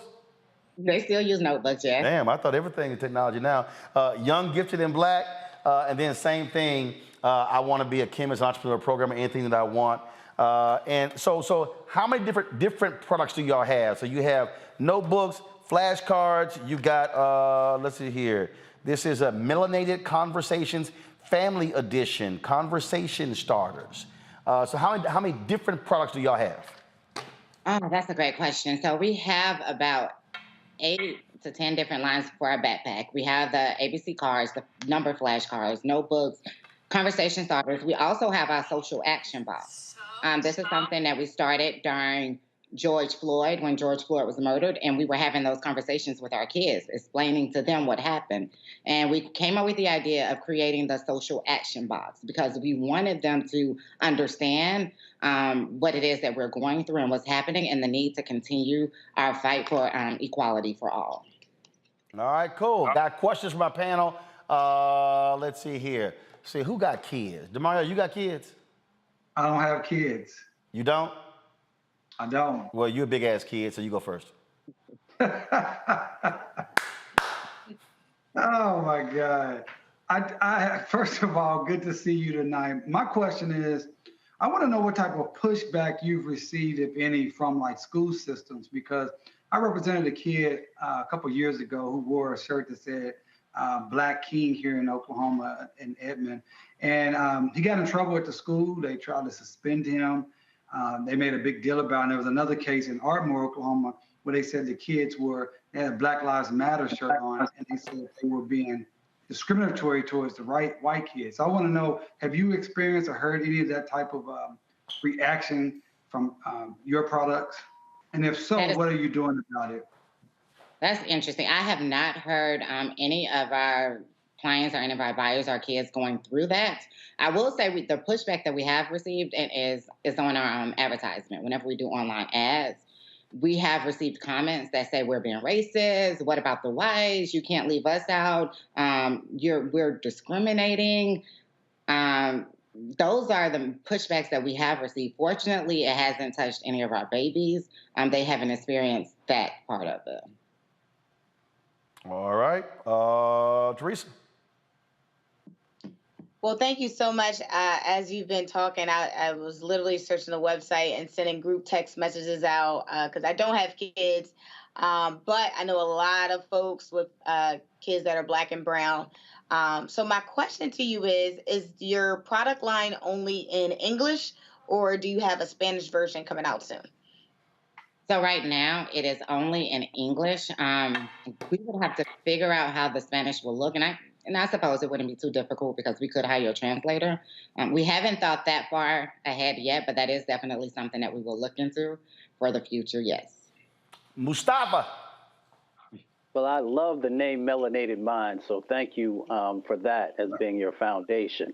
So I'm curious, you have an amazing set of products there. When you're beginning the design process, are you working with younger, students and asking them what they're looking for or what motivates that process work? So yes, we have. I have twin nephews who are brilliant. They're in college right now. They're freshman year in college. And I have picked their brains a lot. They are gifted. One of my nephews almost made a perfect score on the SAT, but he's also very in tune with the culture and what's happening. So we pick their brain. We go out into the community. We ask questions, especially since we are in South Florida. So we get a chance to go out and meet our clients often whenever we do vending events, and we talk to them, ask them, what do they think of our products? What type of feedback would they give? And what do they think that we need to do in order to improve and make it better? We, even with our graphic designers who we work with a variety of designers in age range, because we want to be able to target across groups. Because now something that we've noticed is that we've appealed a lot to elementary and some middle schoolers. So now we're looking into expanding out more to high schoolers. So we are working a lot more with the high school crowd to figure out how could we get them more engaged with the products. All right, then. And so for all of our Roland Martin Unfiltered Black Star Network viewers and followers, folks, they are offering a 10% discount from the Melanated Mindz website. Use the promo code Martin22. That's MARTIN 22. You get a 10% discount from this, and we certainly appreciate that. And again, we just showed you folks here just some of the backpacks here, and again, the conversation starters flashcards, as well as the notebooks as well. And so it all looks great. We certainly appreciate it. Good luck. I'm sure y'all have been quite busy this month and last month with school starting up. Folks getting back in the groove of school. Those of us with no children, like I'm no longer raising my nieces. So my last two nieces graduated from high school, praise the Lord. So I ain't got to buy none of this stuff. And so, matter of fact, I just have one out of all my 13 nieces and nephews, one left still in high school. My nephew Christopher just started his freshman year. And so, but this is pretty cool and some great products here. And so, Tangela, we certainly appreciate it. And good luck in building the company. Thank you. I appreciate it. Thank you for having me here today. All right. Thanks a bunch, folks. Don't forget, again, 10% discount from Melanated Mindz. Use Martin22 code. That's MARTIN 22 code. All right, got to go to a break. We come back. We're going to show you some of the sights and sounds from Cynthia Entertainer's Celebrity Golf Tournament. I was there Sunday and Monday. We had a good time, and so it was just way too much fun. Before we do so, hey, if you watching on YouTube and Facebook, why y'all tripping? Hit the damn like button. Why I got to tell y'all this every single show? Okay, more than 2,000 y'all watching, and it's 880 likes. Okay, the math don't math. I don't need a flashcard to say that don't make any sense. If you pop on, click like, and then just start commenting, okay? So when I come back, it should at least be 1,200. I ain't asking for 1,000. Should be 1,200. That's what it should be, okay? All right, this ain't that hard. Click doggone like button. And if you haven't downloaded the Black Star Network app, do so now. Download it to your Apple phone, Android phone, Apple TV, Android TV, Roku, Amazon Fire TV, Xbox One, Samsung Smart TV. And also, we want you to join our Bring the Funk fan club. Y'all get this stuff for free. I don't charge a subscription fee, and it's important for you to support us in what we do because I want as many of our people to see it as possible, but this stuff ain't cheap. I told y'all our OTT platform, that's $160,000 a year, okay? That's real money. That's real money. And so we luckily we've had some support. We appreciate Target coming on with their ads, General Motors, we appreciate in the past. We've had Verizon, Procter & Gamble, Nissan, Amazon, but none of those are multi-year contracts. We're trying to get multi-year contracts, so your dollars actually make it possible. We're trying to hit $100,000 this month. And we actually need $100,000 each month till the end of the year because we're actually behind where we were last year. And so you can send a check or money order to P.O. Box 57196, Washington, D.C. 20037-0196. Cash App is $RM Unfiltered. PayPal is RMartin Unfiltered. Venmo is RM Unfiltered. Zelle is Roland at RolandSmartin.com. Roland at RolandMartinUnfiltered.com. We'll be right back.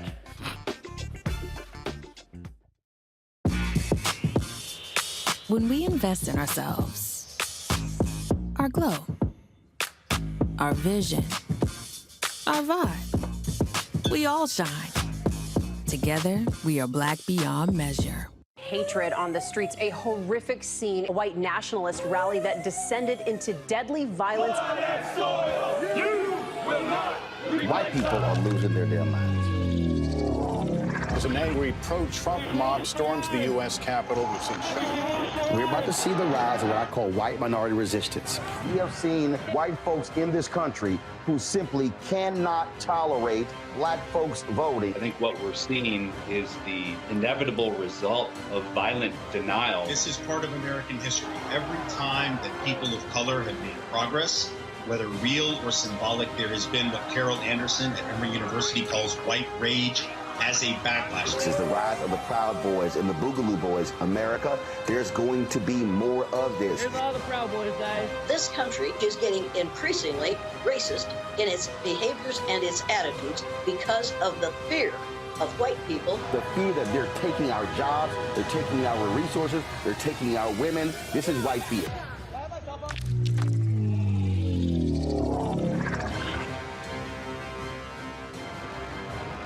When we invest in ourselves, we all shine. Together, we are Black beyond measure. You are watching Roland Martin, and I'm on his show today. And it's, what, huh? We should have some cue cards. Hey, what's up, y'all? It's your boy, Jacob Lattimore, and you're now watching Roland Martin right now.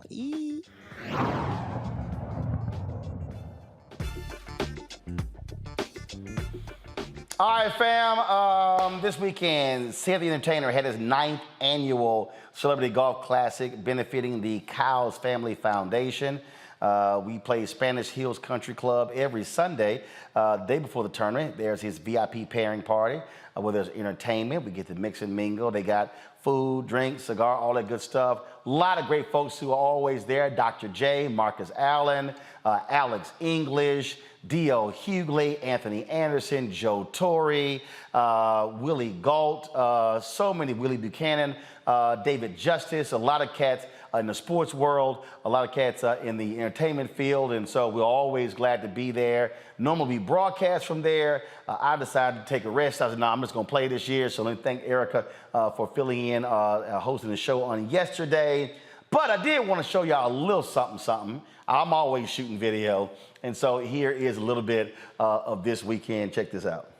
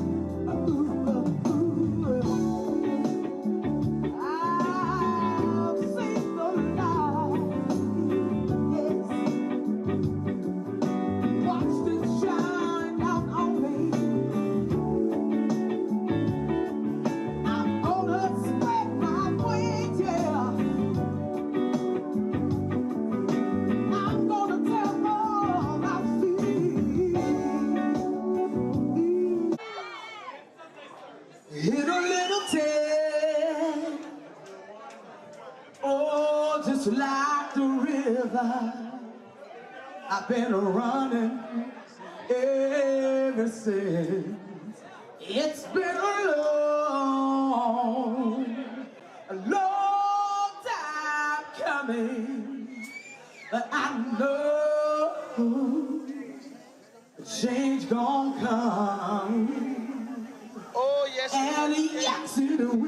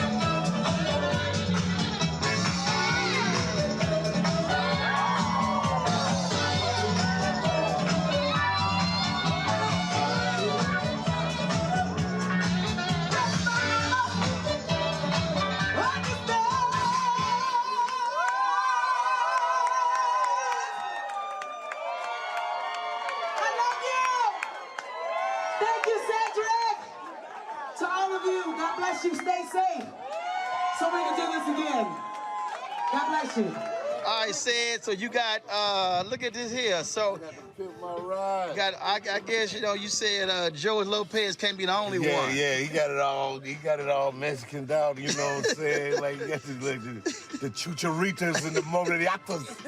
But no, they just made this for me, man. These guys made this. Wow, look at this here. We got, we got the screen here. Look at this here. Got a little Barry White going. Oh, yeah. Okay.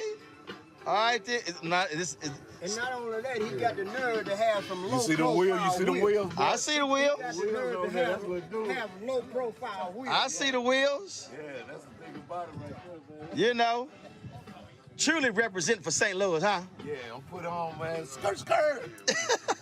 Hit him with the skirt. Happy birthday, today's your birthday. Happy birthday to you. What rendition song is that? That's the one from Chuck E. Cheese. All right. That's a Dave and Buster's. All right, it's mine. Yeah. Marini, I see you. Got it. Happy birthday to you. There you go. Happy birthday to you. Happy birthday. Happy birthday to you. Happy birthday to you. Y'all, that was good times there. Anthony Anderson was his birthday yesterday, so, you know, we felt sorry for that Omega. You know, say it's a Kappa, Anthony's Omega, but they all know Alpha's reign supreme. That's how it is. Mustafa, Teresa, as well as DeMario, it's always a pleasure. Glad to have y'all on the show. Thank you so very much. We had a good time there, folks. We had a great time there, raising money for the Boys and Girls Club there in California. And so that was just, it was awesome. Now, Saturday, so before that, y'all, so Saturday, I stopped by comedian J.B. Smooth's house. He had a pool party, and so we had a good time there. That was quite interesting because Olden Polonese former NBA player. So we go by JB Smooth's house, and then JB has a putting green in his crib.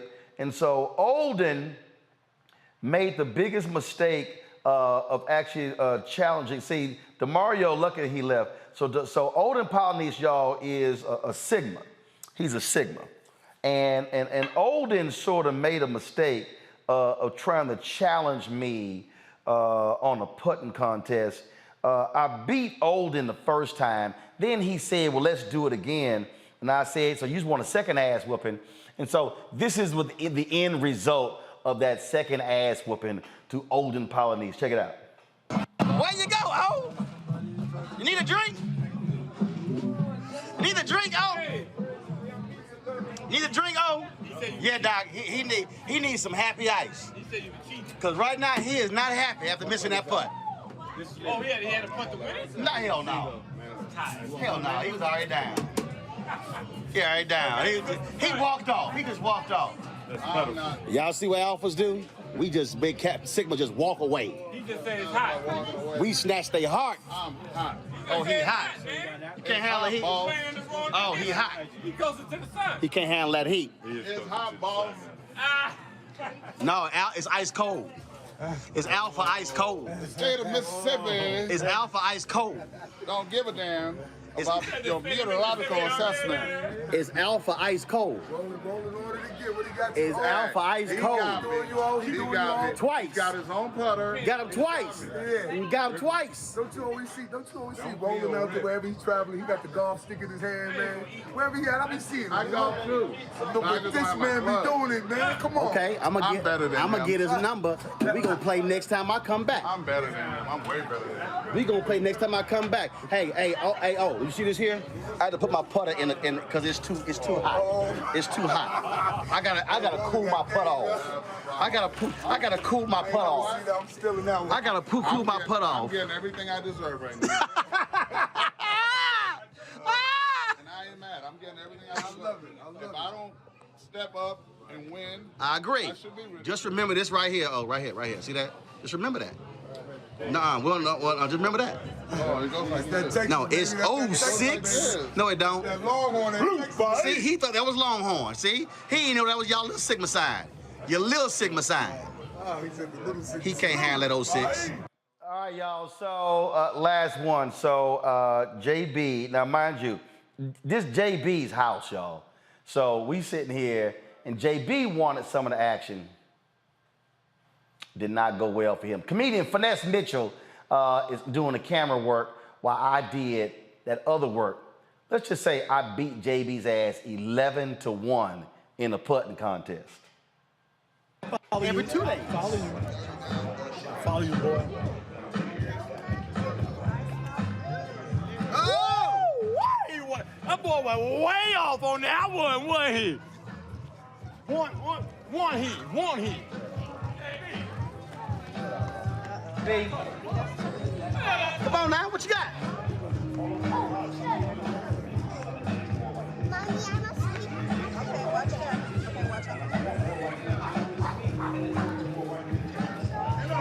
That wasn't near the hole. That wasn't near the hole. We both. All right, it's 1 hole through 2 holes. We tied up right now. He ain't beating the hell out of nobody. Okay, we're not tied. We tied. You didn't win a hole.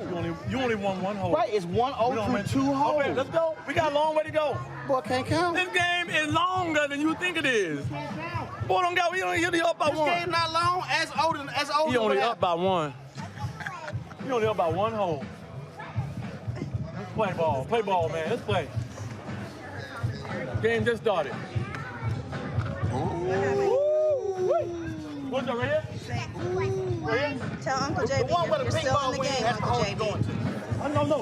Wait, when you tell me which one. It don't matter. You can pump anywhere over there. You ain't gonna make this. Get the ball out of there, number 1. Hold on. All right. You need the ball to see where it is. Come on. Come on. I don't want to skip. Come on. It don't matter. You ain't making this.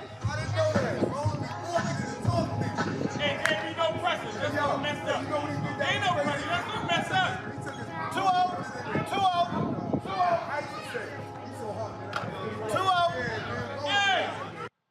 So after that, it ended 11-1. But it was cool. I told JB's wife, Shad, to go ahead and lay hands on him. I'm talking about prayer, because his golf stroke needs it. All right, y'all, that's it. I appreciate it. Tomorrow, I'll be broadcasting from Tampa, Florida. I got to give a speech there early Thursday morning, so I'll be in Tampa tomorrow. And then later in the week, I'll actually be going to the Bahamas for the Grand Boulay Convention there. So it's a busy travel week. I appreciate all of y'all watching the show. Don't forget, folks, to support us in what we do. Download the Black Star Network app. Apple phone, Android phone, Apple TV, Android TV, Roku, Amazon Fire TV, Xbox One, Samsung Smart TV. Support our Bring the Funk fan club. Check and money orders. Go to P.O. Box 57196, Washington, D.C. 20037-0196. Cash App, $RM Unfiltered. PayPal is R Martin Unfiltered. Venmo is RM Unfiltered. Zelle is Roland at RolandSMartin.com. Roland at RolandMartinUnfiltered.com. And why should you watch this show? Y'all, you never know who you're going to see on this show. Again, we popped in, so it was JB and Finesse and Olden Polynice, and The Weeknd. It was all kind of different other folks. So we got some other video, and so we'll share some of that stuff later in the week. Nobody does it like we do. Folks, we keep it real, keep it black, and keep it unfiltered. And I appreciate all of y'all for supporting us. And yes, I do. When I go to LA, I do wear my Houston Astros stuff, because I love pissing off all them Dodgers fans who still mad we beat them in the World Series. I told them, get over it. We're going to beat that ass again this year. I'm going to see y'all tomorrow.